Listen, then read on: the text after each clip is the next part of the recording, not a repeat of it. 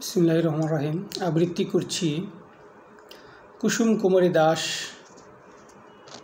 রচিত আদর্শ ছেলে শিরোনামের একটি কবিতা। আমাদের দেশে হবে সেই ছেলে কবে, কথায় না বড় হয়ে কাজে বড় হবে। মুখে হাসি বুকে বল, তেজে ভরা মন, মানুষ হইতে হবে এই যার পণ।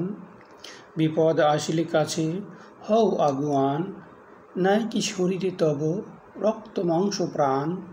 হাত পা সবারই আছে, মিছে কেন ভয়, চেতনা রয়েছে যার সে কি পড়ে রয়।